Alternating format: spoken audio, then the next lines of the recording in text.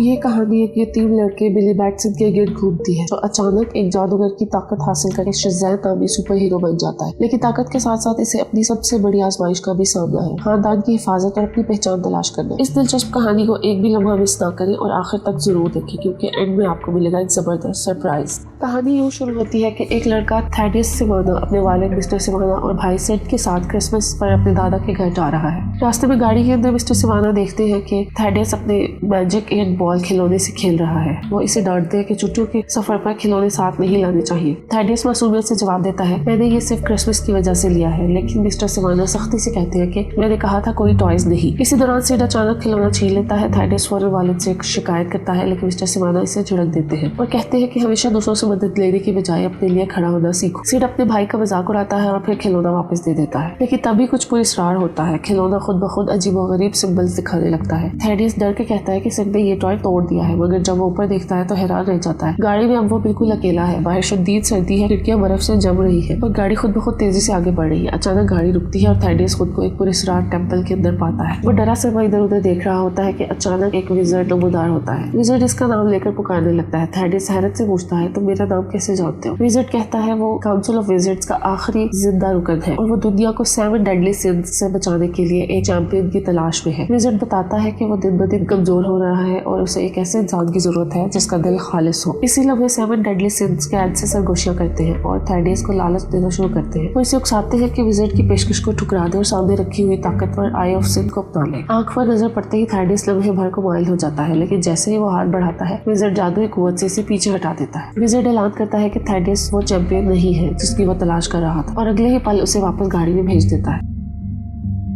تھیڈیس اب سخت پریشان اور مایوس ہے۔ وہ فوراً کار کا دروازہ کھولنے کی کوشش کرتا ہے تاکہ دوبارہ مندر واپس جا سکے۔ مسٹر سیمانا اور سیڈ گھبرا جاتے ہیں کہ آخر تھیڈیس کو کیا ہو گیا ہے اور وہ اسے روکنے کی کوشش کرتے ہیں، لیکن اس کھینچا تانی کے دوران گاڑی کا توازن بگڑ جاتا ہے اور وہ ایک خطرناک حادثے کا شکار ہو جاتی ہے۔ گاڑی گھومتی ہوئی سڑک سے ٹکرا کر رکتی ہے، دھماکے کے ساتھ دروازہ کھلتا ہے اور مسٹر سیمانا گاڑی سے باہر جا گرتے ہیں۔ وہ بری طرح زخمی ہوتے ہیں۔ سیڈ تیزی سے اپنے والد کی طرف دوڑتا ہے اور ان کی حالت دیکھ کر گھبرا جاتا ہے۔ تھیڈیس جیسے ہی قریب آتا ہے سیڈ اس پر چیختا ہے، یہ سب تمہاری وجہ سے ہوا، تم نے یہ کیا کیا ہے؟ تھیڈیس کچھ سمجھانا چاہتا ہے، لیکن اچانک اپنی میجک 8 بال پر ایک خفیہ پیغام دیکھتا ہے۔ اس پر لکھا ہوتا ہے فائنڈ اس۔ یہ پیغام سیدھا 7 ڈیڈلی سنز کی طرف سے ہے۔ اسی دوران ٹیمپل میں ڈیڈلی سنز وزرڈ پر طنز کرتے ہیں اور کہتے ہیں کہ اگر وہ اس طرح کمزور ہوتا رہا اور کوئی چیمپئن نہ ڈھونڈ پایا تو جلد ہی وہ آزاد ہو جائیں گے۔ مجبوراً وزرڈ ایک طاقتور اسپیل کرتا ہے تاکہ کوئی ایسا انسان ڈھونڈ سکے جو اس کا حقیقی چیمپئن بننے کے قابل ہو۔ کئی سال گزرتے ہیں اور اب کہانی کا رخ بدلتا ہے۔ ایک بچہ بلی بیٹسن سامنے آتا ہے۔ بلی ایک چالاک اور ضدی لڑکا ہے۔ وہ پولیس اہلکاروں کو بیوقوف بنا کر ایک ایسے گھر کا پتہ چیک کرتا ہے جہاں اسے لگتا ہے کہ شاید اس کی کھوئی ہوئی ماں رہتی ہے، لیکن جب وہ وہاں پہنچتا ہے تو پتہ چلتا ہے کہ وہ عورت اس کی ماں نہیں ہے۔ اسی وقت پولیس بلی کو پکڑ لیتی ہے اور سوشل سروسز کے حوالے کر دیتی ہے۔ یہاں ہمیں بلی کا ماضی پتہ چلتا ہے۔ وہ ایک دن اپنی ماں کے ساتھ امیوزمنٹ پارک آیا تھا، مگر کھیلتے کھیلتے بھیڑ میں کھو گیا۔ ماں کو کبھی دوبارہ نہ دیکھ سکا۔ تب سے بلی مسلسل مختلف گھروں کا پتہ لگاتا رہتا ہے کہ شاید وہ اسے ڈھونڈ لے۔ سوشل سروسز کا ایک مشیر بلی کو سمجھانے کی کوشش کرتا ہے کہ وہ بار بار فوسٹر ہوم سے بھاگنا بند کرے، لیکن بلی صاف کہتا ہے کہ اسے نئے والدین کی ضرورت نہیں، کیونکہ اس کی اصل ماں اب بھی کہیں موجود ہے۔ مشیر تھک ہار کر کہتا ہے کہ اب وقت آ گیا ہے کہ بلی حقیقت قبول کرے اور اس عورت کو بھول جائے جو اسے ڈھونڈنے نہیں آئی۔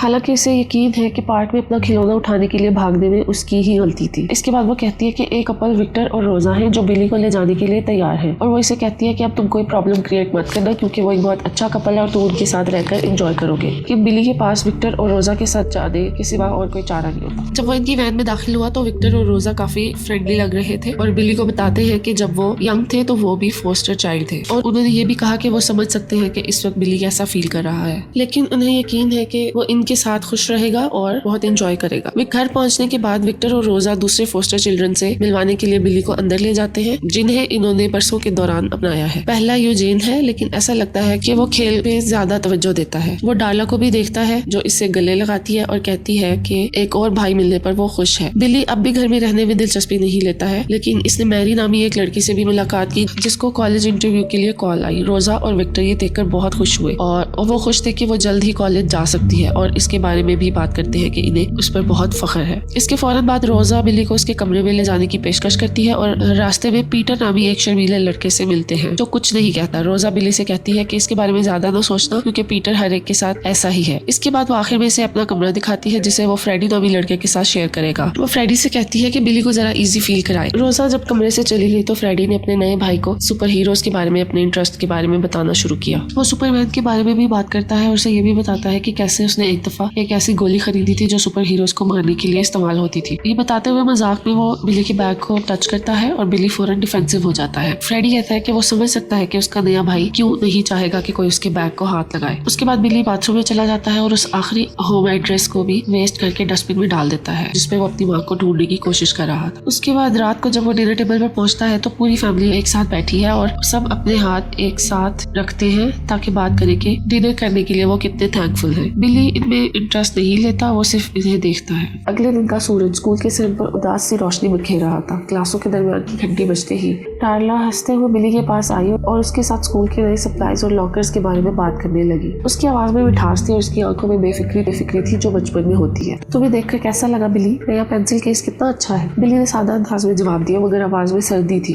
ہم بہن بھائی نہیں ہیں ڈارلا، تو تمہیں مجھے ایسے ٹریٹ نہیں کرنا چاہیے۔ اس ایک سادہ جملے نے ڈارلا کے چہرے پر مایوسی کے بادل گھرا دی۔ اس کی آواز ایک لمحے کے لیے حلق میں اٹک کر رہ گئی، پھر وہ خاموشی سے اپنی کتابیں سمیٹ کر وہاں سے چلی گئی۔ اس منظر کو دور سے فریڈی نے دیکھا۔ وہ ڈارلا کو تسلی دیتا ہوا اسے اپنی کلاس تک لے گیا، نرمی کے ساتھ تاکہ ڈارلا کا دل ٹوٹنے نہ پائے، جبکہ بلی پیچھے کھڑا رہ گیا، سینے میں ایک گہرا خلا لیے ہوئے الفاظ کی وضاحت کرنے کی کوشش میں۔ وہ جاننا چاہتا تھا کہ وہ کیوں اتنا مشکل محسوس کر رہا ہے۔ دوسری جگہ سٹی کے ایک دفتر میں ایک سائنٹسٹ جو میس ہسٹیریا پر تحقیق کر رہے تھے ایک بوڑھی عورت للی کا انٹرویو لے رہے تھے، عورت جسے جوانی میں ایک عجیب و غریب ٹیمپل دکھائی دیا تھا۔ کمرے میں ریکارڈر چل رہا تھا، کیمرہ تھوڑا سا لرز رہا تھا اور سائنٹسٹ نے للی سے سمبلز کے بارے میں سوالات کیے۔ آپ نے کون سی علامات دیکھی؟ اچانک ایک دھیمی سی گھنٹی کی آواز کے ساتھ دروازہ کھلا اور بوڑھا تھیڈیس اندر قدم رکھ گیا، وہی تھیڈیس جسے وزارڈ نے برسوں پہلے نااہل قرار دیا تھا۔ اس کے چہرے پر ایک بیٹھا ہوا سکوت تھا اور آنکھوں میں کوئی پراسرار شعلہ۔ وہ سائنٹسٹ کے قریب آ کر کہنے لگا، ان سے پوچھو کہ کیا انہوں نے اسی پیٹرن کو اپنے الارم کلاک پر دیکھا تھا؟ سائنٹسٹ نے ابتدا میں حیرت ظاہر کی، پھر جلدی سے اپنی ریکارڈنگ کھول کر سمبل دکھائے۔ للی کے ہاتھ کانپنے لگے، وہی علامات، وہی عجیب نشانات، بالکل اسی ترتیب میں، اور اچانک اس کی یادوں میں آوازیں گونج اٹھی۔ سائنٹسٹ نے ویڈیو چلائی، ریکارڈر کی ریڈ لائٹ تیزی سے جل رہی تھی۔ تھیڈیس نے انٹرویو کے بیچ میں دخل دے کر کہا، مجھے وہ ویڈیو دکھاؤ ابھی۔ جب ویڈیو چلائی گئی تو اس میں وہی سمبل 7 بار بلنک کرتے ہوئے نمودار ہوئے۔ ہر بار کے بعد کلاک کی اسکرین پر ایک چھوٹا سا خلل۔ 7ویں بار کے فوراً بعد ویڈیو میں وہ لمحہ تھا جب ہوا جھٹکا محسوس کروا کر کمرے کے ایک کنارے پر ایک ڈور جیسا شمر بن کر ابھرا۔ سائنٹسٹ نے بے دھیانی میں اپنے ہاتھ سے دروازے کو چھوا اور جیسے ہی اس کی انگلی نے ایج کو چھوا، ڈور نے ایک سرسراہٹ کے ساتھ کھلنے کا اشارہ دیا۔ سائنٹسٹ چیختی رہ گئی مگر تھیڈیس نے بالکل پرسکون انداز میں دروازے کی طرف قدم بڑھایا تھا۔ وہ پورٹل کے اندر چلتا گیا۔ وزٹ کا چہرہ تھوڑا سا پھیکا پڑا، پھر اچانک اس کی یادوں میں تھیڈیس کی جوانی کی تصویر ابھری، وہی بچہ جو پہلے اس کے ٹیسٹ میں ناکام ہوا تھا۔ وزٹ کا لہجہ افسوس بھرا تھا، تم وہی ہو؟ اس نے کہا کہ سالوں پہلے اسے بتایا گیا تھا کہ اس کا دل خالص نہیں، اور وہ دن اس کے لیے ایک تباہ کن نشان بن گیا۔ اس تلخ یاد نے اس کے اندر کسی بری آگ کو بھڑکا دیا۔ تم نے مجھے بتایا کہ میں اچھا نہیں ہوں تو میں نے ثابت کر دیا کہ تم غلط تھے۔ اس کے بعد تھیڈیس نے ایک طاقتور جھوٹ، ایک ایسا جادو جو لوگوں کے دلوں میں شبہ اور لالچ بوتا ہے، آزاد کیا۔ اسی لمحے 7 ڈیڈلی سنس چونکاتے ہوئے نکل آئے اور جب انہوں نے وزٹ کو گھیر لیا تو کمرے میں شور اٹھ گیا۔ سنس نے وزٹ کو دھکا دیا، طنز سے کہا کہ وہ اپنا چیمپئن ڈھونڈ چکے ہیں، اور آنکھ ایک تیز پر اسرار تھیڈیس سرٹیفکیٹ کے ہاتھ میں آ گئی۔ وزٹ کمزور مگر عاجز ہو کر بولنے لگا کہ یہ گناہ تمہیں استعمال کریں گے، وہ انسانیت کے درمیان تباہی پھیلائیں گے۔ لیکن تھیڈیس نے بے رحمی سے اسے دھکیل کر کہا، وہ پرواہ نہیں کرتا، تم نے مجھے ترک کیا، اب میری باری ہے۔ ادھر اسکول کے کینٹین میں کیفیٹیریا کی ہلچل میں فریڈی نے بلی کے ساتھ لنچ ٹیبل پر بیٹھ کر سپر پاورز کے بارے میں بات شروع کر دی۔ جو ٹاپک بلی کو چبھ رہا تھا، فریڈی نے ایک ادھر سے پھینکی ہوئی بات میں الزام لگا دیا کہ بلی نے اس کی سپر مین کی گولی چرا لی ہے۔ تم نے میری بلٹ کیوں لی؟ بلی نے سختی سے انکار کیا اور ناراض ہو کر جانے لگا۔ بچے اپنے اپنے گروپس میں گھروں کو جا رہے تھے۔ بریک اور بریٹ نے ایک موقع دیکھ کر اپنے ٹرک سے تیز رفتاری میں فریڈی کو ٹکر ماری۔ وہ زمین پر گر گیا درد میں کراہتے ہوئے، پھر وہ ٹرک سے باہر نکلے اور غصے میں اس پر ٹوٹ پڑے۔ بلی کچھ فاصلے پر کھڑا دیکھ رہا تھا، اس کے اندر کانفلکٹ چل رہا تھا، مدد کرے یا پیچھے ہٹ جائے۔ اس نے سوچا، میں کیوں پڑوں ان سب میں، بہتر ہے گھر جا کر ماں کو پکار لوں۔ اور وہ پلٹنے ہی والا تھا کہ اچانک گڈو نے فریڈی کی فیملی پر تانا مارا۔ یہ لفظ بلی کے دل کو چیر گئے، اس کی آنکھوں میں غصہ بھڑکا اور وہ پوری طاقت سے ان پر ٹوٹ پڑا۔ یہ سب دیکھ کر देखकर ब्रिक और ब्रेट और भी रेंज में आ गए। बिली को अंदाजा हो गया कि अगर ज्यादा देर रुका तो वो और फ्रेडी दोनों पिट जाएंगे। वो अचानक भागा, गुंडे उसके पीछे लपके, मगर बिली सबवे स्टेशन की तरफ दौड़ गया। सबवे के अंदर दाखिल होते हुए उसने पीछे मुड़कर देखा, गुंडे रुक गए थे। वो अंदर नहीं आ सके। वो ट्रेन में सवार हुआ। कमरा आम सा लग रहा था, मगर फिर एक अजीब सा सुकून छा गया। मुसाफिर जो चंद लम्हे पहले मौजूद थे अचानक गायब हो गए। हेलो, बिली की आवाज खाली कंपार्टमेंट्स में गूंजी। खिड़कियां धीरे धीरे बर्फ की तरह फ्रीज होने लगी। वक्त जैसे रुक गया था। सबवे रुक गई, दरवाजा खुला और बिली नीचे उतरा। उसके सामने एक अजीब पुरस्कार टेम्पल खड़ा था। ऊंची दीवारें, पुराने सतून और दरमियान में वो विजिट बैठा था। बिली हैरान आंखें फैलाए बोला, ये क्या हो रहा है? विजिट ने अपनी पुरानी भारी आवाज में कहा, मैं एक चैंपियन की तलाश में था और अब मुझे लगता है मुझे वो मिल गया है। बिली घबराकर पूछने लगा कि ये जगह क्या है। विजिट ने हाथ उठाकर बताया, ये है रॉक ऑफ इटर्निटी। कभी यहाँ 7 विजिट्स बैठते थे जो दुनिया को 7 डेडली सिंस से बचाते थे, मगर हमने एक गलत इंतखाब किया। उस चैंपियन ने अपनी ताकत इंतकाम के लिए इस्तेमाल की और गुनाहों को आजाद कर दी। बिली की नजरें हैरत और खौफ में लरस गई। विजिट ने मजीद कहा, इसीलिए मैं अब सिर्फ उससे मुंतखब करूंगा जिसका दिल खालिस हो। फिर विजिट ने सीधा बिली की आंखों में देखते हुए कहा, अपने दिल को मेरे लिए खोलो बिली बैटसन। बिली पीछे हट गया, घबराकर बोला, मैं तो सही शख्स नहीं। विजिट ने जवाब दिया, तुम वाहिद उम्मीद हो। दुनिया ने सिर्फ तुम्हें छोड़ा है। मेरे भाई और बहन सब गुनाहों के हाथों मारे गए, उनके तख्त खाली है। तुम्हें नए चैंपियन के तौर पर यह जगह कबूल करनी होगी। बिली लरसते हुए हाथों से विजिट का स्टाफ थाम लेता है। विजिट कहता है, मेरा नाम पुकारो और ताकत हासिल करो। बिली हिचकिचाया, फिर आहिस्ता से बोला, शज़ाम। अचानक रोशनी ने इसके जिस्म को लपेट लिया। लम्हा भर में बिली बदल गया, एक बड़ा ताकतवर आदमी सुपर हीरो कॉस्ट्यूम में। हैरत ज़दा बिली टोन ने अपने नए हाथों को देखा। ये क्या? विजिट बोला, ये तुम्हारा नया रूप है। अपनी पूरी पोटेंशियल में तुम शज़ाम हो। अपनी सबसे बड़ी ताकत दिल से अनलॉक करो, तुम्हारे लिए तख्त इंतजार कर रहे हैं। ये कहकर विजिट धीरे धीरे धूल में बदलने लगा और गायब हो गया। बिली ने पलक झपकी और खुद को दोबारा सबवे में पाया, लेकिन अब भी शज़ाम की शक्ल में दूसरे मुसाफिर इस पर घूरते रहे। उसके अजीब कॉस्ट्यूम पर हंसने लगे। बिली घबराकर अगले स्टॉप पर उतर गया और भाग खड़ा हुआ। उसी रात रोजा और विक्टर परेशान बैठे थे। बिली अभी तक वापस नहीं आया। क्या वो फिर से भाग गया है? उनके दिल में खौफ बढ़ता गया। उधर पेड्रो बाथरूम में गया तो इसे बिली का नोटबुक कूड़ेदान में मिला। किचन में फ्रेडी प्लेट धो रहा था कि अचानक खिड़की से कोई भारी साया अंदर आया। फ्रेडी चौंक गया, सामने शज़ाम खड़ा था। फ्रेडी ने चीख मार दी। बुलंद चीख के बाद शज़ाम ने हाथ उठाकर इसका मुंह बंद किया। फ्रेडी, मैं हूँ बिली, ये मैं हूँ, बस अब ऐसे लगता हूँ, मुझे तुम्हारी मदद चाहिए। फ्रेडी की आंखें फैल गई। वो यकीन नहीं कर पाया, मगर शज़ाम ने कहा, तुम सुपर हीरोज के बारे में सब कुछ जानते हो। मुझे ये समझने के लिए तुम्हारी मदद चाहिए क्योंकि मेरे पास पावर्स हैं। विक्टर अंदर आया और पूछा, फ्रेडी ने क्यों चीखा? मगर फ्रेडी ने कहा, कुछ नहीं था। फिर वो चुपके से बाहर गया और शज़ाम से मिला। फ्रेडी ने सबूत मांगा। शज़ाम ने सुपरमैन की बुलेट दिखाई जो सिर्फ वही जानता था। फ्रेडी हैरान रह गया। शज़ाम ने कहा कि वो नहीं जानता कि इसकी पावर्स क्या हैं। फ्रेडी ने जोश में कहा, अच्छा तो चलकर टेस्ट करते हैं। शज़ाम ने उड़ने की कोशिश की लेकिन गिर गया। फिर उसने अचानक अपनी उंगलियों से बिजली का बोल्ट निकाला। चमकदार रोशनी के साथ फ्रेडी का चेहरा एक्साइटमेंट से भर गया। फिर फ्रेडी ने एक खातून को देखकर कहा, वहाँ एक चोर है, जाओ हेल्प करो। शज़ाम भागा, मगर तब तक खातून ने खुद ही चोर को काबू कर लिया था। फिर भी शज़ाम ने अपनी नई पावर आजमाने के लिए उस आदमी पर जोर आजमाया। अगले लम्हे दोनों निकलकर करीबी सुपरमार्केट की तरफ चल पड़े चंद स्नैक्स और ड्रिंक्स लेने के लिए कि अचानक 2 मास्क डाकू अंदर आए, हाथों में हथियार, चेहरे पर खौफनाक तासुरात। फ्रेडी ने शज़ाम को आगे बढ़ने की तरगीब दी। शज़ाम डाकू को रोका कि वो आइटम चोरी ना करे। एक डाकू ने गुस्से में ट्रिगर खींच दिया। गोली फायर हुई, मगर वो गोली शज़ाम के जिस्म में से बिना नुकसान किए फिसल गई। फ्रेडी को फौरन ही समझ आ गई ये आदमी बुलेट प्रूफ है। फौरी तौर पर फ्रेडी ने अंदाजा करके कहा कि डाकुओं से कहे कि वो दोबारा गोली चलाए ताकि वो मोबाइल में रिकॉर्ड कर सके। डाकू चौंक कर दोबारा फायर करते हैं। फ्रेडी ने झट से रिकॉर्ड का बटन दबा दिया। जैसे ही गोली चलती है, शज़ाम ने अपनी पूरी तवज्जो को जमा किया और दोनों डाकुओं को भी हेड थप्पड़ मारे। एक लम्हे में वो जमीन बोस हो गए। सुपरमार्केट से बाहर निकलते वक्त फ्रेडी ने बेसाख्ता कहा, मैंने पहले बिली को कूल नहीं समझा, मगर अब शज़ाम को देखकर मेरा दिमाग बदल गया है। बिली जो अभी शज़ाम की सूरत में था खामोश रहा। अंदर ही अंदर इसने तस्लीम किया कि शायद वाकई इसके अंदर एक डिफरेंट नेचर जागी थी। वो दोनों घर की राह लिए। घर पहुंचे तो रोजा और विक्टर अभी भी बिली की बातें कर रहे थे। जब फ्रेडी और शज़ाम अंदर आए, विक्टर ने पूछा,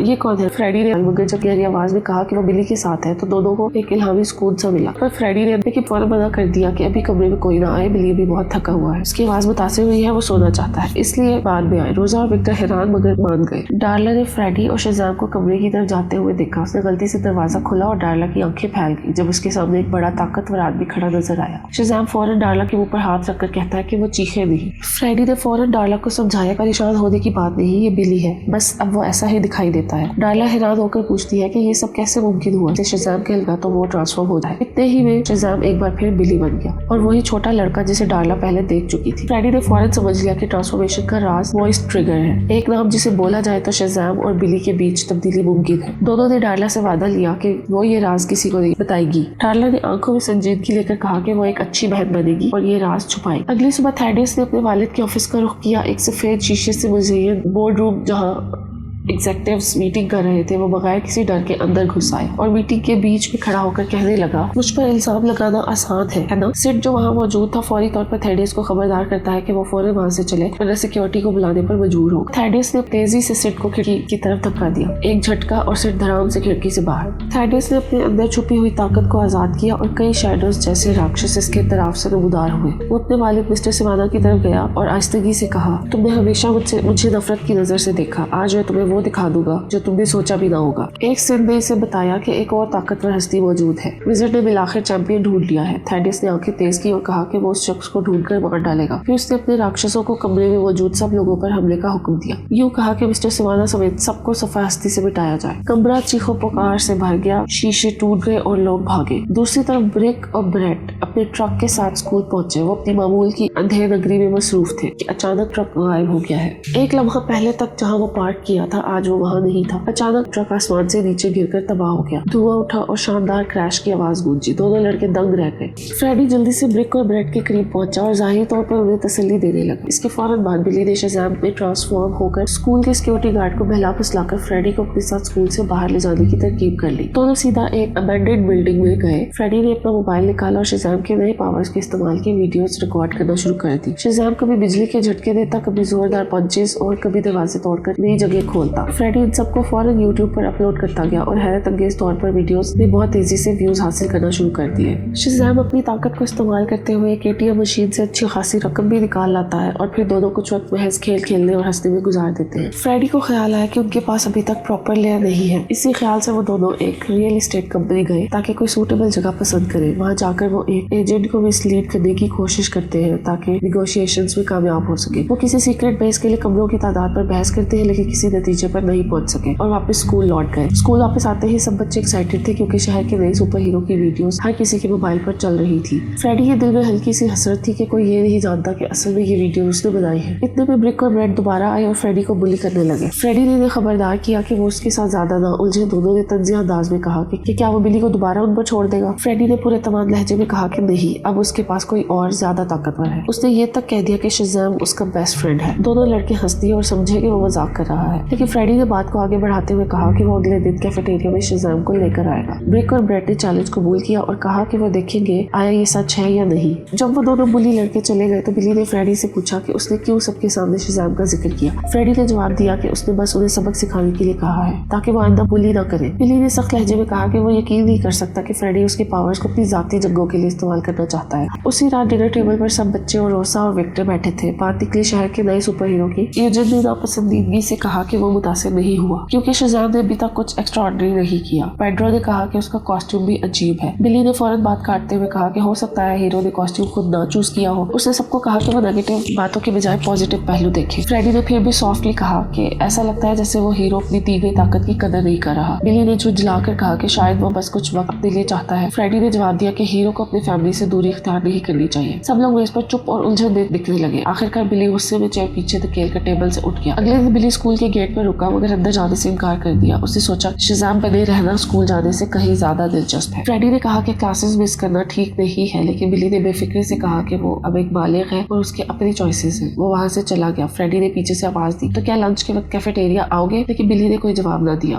बिली शज़ाम की सूरत में शहर के मुख्तलिफ हिस्सों में घूमने लगा। एक मकाम पर उसने एक ट्रक को देखा जो खतरनाक तरीके से सड़क पर जा रहा था। उसने फौरन मुदाखलत की, ट्रक को रोका और अंदर बैठे अफराद को बचा लिया। करीब ही मैरी खड़ी थी। शज़ाम ने उसकी तरफ देखकर मुस्कुराते हुए उसका नाम लिया और कहा उसे एहतियात करनी चाहिए। मैरी चौंक गई। तुम मेरा नाम कैसे जानते हो? शज़ाम ने बड़े एतमाद से कहा ये उसकी एक सुपर पावर है। फिर उसने मैरी से पूछा कि उसके चेहरे पर उदासी क्यों है। मैरी ने कहा कि अगरचे उसके पसंदीदा कॉलेज में उसका दाखिला हो गया है लेकिन उसको जाने के बारे में डाउट है। उससे नहीं मालूम कि फैमिली को छोड़कर जाना सही है या नहीं। और उसने कहा कि पता नहीं फैमिली भी इस बात पे खुश है या नहीं क्योंकि वो अपने बहन भाइयों को और अपने पेरेंट्स को छोड़ना नहीं चाहती। शज़ाम हैरान हुआ और उसने मैरी से कहा कि वो इनकी फिक्र ना करे, चंद अजनबी اجنبیوں کو خوش کرنے کی بجائے جو کہ اس کے اصل فیملی بھی نہیں ہے خود کو خوش کرنے میں زیادہ دلچسپی لے۔ میری کو اس کی بات بہت عجیب لگتی ہے لیکن وہ کچھ نہیں کہتی۔ دوسری جگہ فریڈی اسکول میں شزام کا انتظار کرتا ہے لیکن وہ وہاں نہیں پہنچتا، جس کی وجہ سے بریٹ اور برک اس کا مذاق اڑاتے ہیں لیکن وہ خاموش رہتا ہے اور کچھ نہیں کہتا۔ اس کے بعد شزام ایک پارک میں اپنی پاورز دکھا رہا ہے۔ فریڈی کو بہت افسوس تھا کہ وہ کیفیٹیریا میں اس کے بلانے پر نہیں آیا۔ شزام نے کہا کہ وہ ایک سپر ہیرو ہے، وہ اس طرح کے چھوٹے چھوٹے کام کرنے میں انٹرسٹڈ نہیں ہو سکتا کیونکہ وہ آسمان میں بجلی کے کچھ بولٹ بھی گولی مار دیتا ہے، اور اس نے دانستہ طور پر ایک لوگوں سے بھری ہوئی بس کے ٹائر کو پھاڑ دیا۔ لیکن جب بس ایک پل سے گرنے والی ہوتی ہے تو وہ جلدی سے بھاگتا ہے کہ وہ اسے بچا سکتا ہے یا نہیں۔ خوش قسمتی سے وہ ایسا کرنے میں کامیاب ہو جاتا ہے اور ایک نیوز رپورٹر کو شہر میں تازہ ترین ہیرو کی حیثیت سے انٹرویو دیتا ہے۔ اپنے انٹرویو کے بعد شزام فریڈی کو قریب دیکھتا ہے اور اس کے بارے میں بات کرتا ہے کہ اس نے بس کو کیسے بچایا۔ فریڈی کا کہنا ہے کہ یہ اس کی غلطی تھی اگر بس گر جاتی تو، لیکن شزام نے کہا کہ تم یہ دیکھو کہ میں نے بس کو بچا لیا، اور شزام نے کہا کہ وہ جو چاہے کر سکتا ہے۔ فریڈی کہتا ہے کہ یہ سچ ہے کہ تمہیں ایک سپر ہیرو کی پاورز ملی ہے لیکن اصل میں تم ہیرو نہیں، تم بدماش ہو۔ اتنے میں پیچھے سے آواز آتی ہے کہ شزام نہیں جانتا کہ وہ کون ہے۔ اچانک اسے دیکھتا ہے اور پوچھتا ہے کہ کیا یہ ولن ہے۔ تھیڈیس صرف اسے یہ کہتا ہے کہ اگر وہ مرنا نہیں چاہتا تو وہ اپنی پاورز ختم کر دے۔ شزام کا کہنا ہے کہ وہ ناقابل شکست ہے لیکن تھیڈیس اسے زوردار مکے مارتا ہے اور اسے بتاتا ہے کہ وہ دوسرے انسانوں کی طرح نہیں ہے۔ شزام کو تکلیف پہنچتی ہے لیکن اس سے پہلے کہ وہ صحتیاب ہو تھیڈیس اسے اٹھاتا ہے اور آسمان پر اڑتا ہے۔ شزام خوفزدہ نظر آ رہا ہے، وہ کہتا ہے کہ وہ اڑ نہیں سکتا، لیکن جب تھیڈیس اسے زمین کی طرف واپس چھوڑتا ہے تو اسے اچانک احساس ہوا کہ وہ اب اڑ سکتا ہے۔ اس کے بعد شزام مدد کے لیے فریڈی کی طرف اڑ کر گیا، لیکن اس سے پہلے کہ وہ کچھ بھی کہتا تھیڈیس نے اسے زمین میں گاڑ دیا۔ شزام بالآخر ایک مال میں داخل ہوتا ہے اور وہاں سے فرار ہونے کی کوشش کرتا ہے لیکن تھیڈیس اسے ڈھونڈ لیتا ہے۔ اس سے پہلے کہ تھیڈیس اسے مار ڈالتا وہ لفظ شزام بولتا ہے اور دوبارہ بلی میں بدل جاتا ہے۔ اس کے ساتھ بلی فرار ہونے میں کامیاب ہو جاتا ہے، لیکن تھیڈیس نے فریڈی کو شزام ایک ویڈیو میں دیکھا تھا۔ بدقسمتی سے فریڈی قریب ہی نظر آتا ہے اور تھیڈیس اسے شزام کو ڈھونڈنے کے لیے استعمال کرنے کا فیصلہ کرتا ہے۔ بلی گھر پہنچتا ہے، اس کے پیرنٹس اسے دوبارہ اسکول سے بھاگنے کی وجہ سے ڈانٹتے ہیں۔ جب وکٹر اور روزہ اسے ڈانٹنے کے بعد بلی کے کمرے سے باہر آتے ہیں تو میری اور باقی سب بچے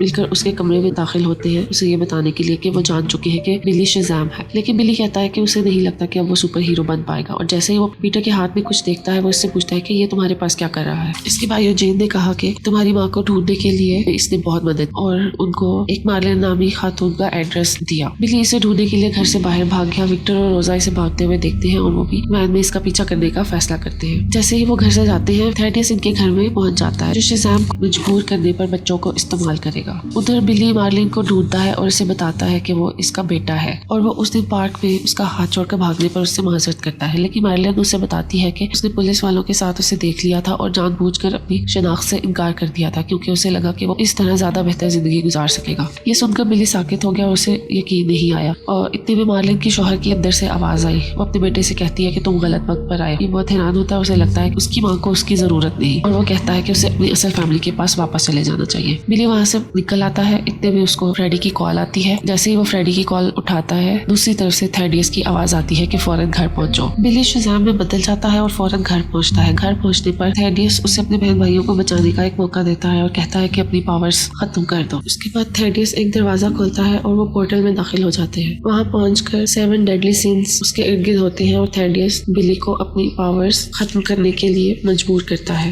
اتنے میں فریڈی تھیڈیس کے سر میں کوئی چیز مارتا ہے۔ جیسے ہی وہ مڑتا ہے شزام پیچھے سے حملہ کرتا ہے اور اس کو دیوار میں پٹک دیتا ہے اور اپنے بہن بھائیوں کو لے کر وہاں سے فرار ہونے کی کوشش کرتا ہے۔ وہ پورٹل سے باہر نکل آتے ہیں اور ایک امیوزمنٹ پارک میں پہنچ جاتے ہیں۔ وہاں پہ شزام دوبارہ سے بلی بن جاتا ہے اور اپنے بہن بھائیوں کو لے کر وہاں سے فرار ہونے کی کوشش کرتا ہے۔ تھیڈیس اس کا پیچھا کرتے ہوئے وہاں پہنچ جاتا ہے اور بلی کو ڈھونڈنے کی کوشش کرتا ہے۔ بلی کے چہرے پر تھکن اور مایوسی واضح ہوتی ہے۔ وہ اپنے بہن بھائیوں کو سمجھاتا ہے کہ اگرچہ وہ شزام ہے لیکن وہ نہیں مانتا کہ وہ ایک ہیرو بننے کے قابل ہے۔ اس کے مطابق ایک ہیرو کو اپنی فیملی کی حفاظت اور دوسرے کے لیے قربانی اور بہادری کا مظاہرہ کرنا چاہیے، جبکہ وہ اب تک اپنی طاقتوں کو صرف اپنی خواہشات اور موج مستی میں استعمال کرتا رہا ہے۔ میری اس کی طرف دیکھ کر کہتی ہے کہ وہ اپنی طاقتوں کو بیکار نہیں جانے دے سکتا۔ ڈارلا بھی جوش میں آ کر بولتی ہے کہ اب تک وہ اس کا سب سے بڑا بہترین بھائی ہے اور وہ اس پر یقین کرتی ہے۔ ایوجن اور پیڈرو بھی آہستہ آہستہ اپنے جذبات کا اظہار کرتے ہیں، یہ کہتے ہوئے کہ بلی کے اندر اگرچہ کچھ خامیاں ہیں لیکن وہ جانتے ہیں کہ وہ دل سے برا شخص نہیں ہے۔ اتنے میں تھیڈیس اپنے اندر موجود تمام شیطانی طاقتوں کو بلا کر مزید خطرناک ہو رہا تھا۔ وہ اپنی جیت کے لیے شزام کو ختم کرنا چاہتا تھا اور اس کی فیملی کو بطور چارہ استعمال کرنا چاہتا تھا۔ بلی کو محسوس ہوا کہ اس کی سب سے بڑی غلطی یہ تھی کہ اس نے اپنی طاقتوں کو صرف کھیل سمجھا اور اب اس کے دوست اور خاندان خطرے میں ہیں۔ میری اس کی آنکھوں میں دیکھ کر کہتی ہے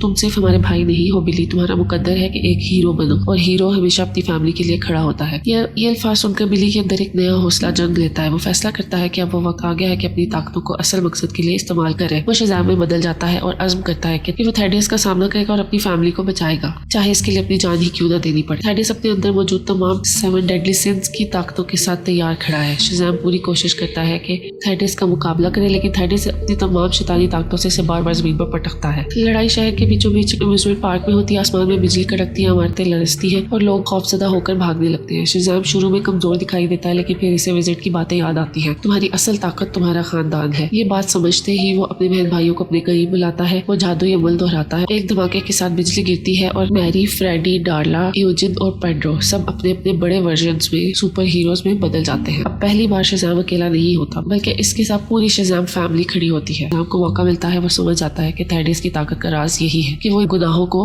अपने अंदर रखता है। शज़ाम अपने बहन भाइयों को हुक्म देता है कि वो इन अलग अलग सिंस से लड़े ताकि थेडियस कमजोर हो जाए। आखिरकार शज़ाम खुद थेडियस का सामना करता है। वो इसे बुलंद इमारत पर ले जाता है और इसे चैलेंज देता है कि अगर हिम्मत है तो आखिरी सिन यानी एनवी को भी बाहर लाओ। थेडियस मजबूर होकर ऐसा करता है, लेकिन जैसे ही एनवी बाहर आता है थेडियस मुकम्मल तौर पर कमजोर हो जाता है। शज़ाम मौके का फायदा उठाता है, बिजली का एक जबरदस्त बोल्ट गिराता है और थेडियस को शिकस्त दे देता है। वो इसे कैद में डाल देता है ताकि मजीद नुकसान न कर सके। जहाँ बाकी बहन भाई सिंस को शिकस्त दे रहे होते हैं, शज़ाम आखिरकार थेडियस की आंख से तमाम सिंस निकाल देता है। जैसे ही मॉन्स्टर्स कमजोर होते हैं, पार्क में मौजूद हर शख्स तालियां बजाकर इन हीरोज को खिराज तहसीन पेश करता है। चीख चीख कर इनका नाम लेते हैं। फ्रेडी फख्र से मुस्कुराता है क्योंकि अब वो जानता है कि इसका ख्वाब हकीकत बन गया है। बिली भी मुतमईन है क्योंकि आखिरकार इसने अपनी ताकतों का असल मकसद समझ लिया, फैमिली को बचाना और दूसरों के लिए कुर्बानी देना। बाद में शज़ैन सबको रॉक ऑफ इटर्निटी ले जाता है ताकि आंख को हमेशा के लिए कैद रखा जा सके। वहाँ फ्रेडी खुश होकर कहता है, ये तो जबरदस्त है, हमें अपनी सीक्रेट लेयर मिल गई। सब हंसते हैं और मुत्तफिक भी होते हैं, लेकिन आखिर में सब घर लौटने का फैसला करते हैं। अगले दिन नाश्ते की मेज पर बिली अपने नए पेरेंट्स रोजा और विक्टर और बहन भाइयों को देखता है। इसके दिल में शुक्रगुजारी होती है कि अब वो एक सच्चे खानदान का हिस्सा है। वो वादा करता है कि अब कहीं नहीं भागेगा। सब खुश हो जाते हैं। स्कूल में फ्रेडी अकेला बैठा होता है और बाकी तलबा से घूर रहे होते हैं। अचानक मैरी, यूजिन, पेड्रो और डार्ला इसके साथ बैठ जाते हैं। फिर सब हैरान रह जाते हैं जब शज़ाम खुद कैफेटेरिया में दाखिल होता है और सबके सामने कहता है, फ्रेडी मेरा सबसे अच्छा दोस्त है। सब दम खुद रह जाते हैं, हत्ता कि ब्रेट और ब्रिक भी। फिर शज़ाम कहता है, मेरे पास एक और सरप्राइज है, और इसी लम्हे सुपरमैन अंदर आता है। फ्रेडी का ख्वाब हकीकत में बदल चुका था। अगर आपको ये कहानी पसंद आई हो तो वीडियो को लाइक कीजिए और दोस्तों के साथ शेयर कीजिए और चैनल को सब्सक्राइब करना ना भूलें।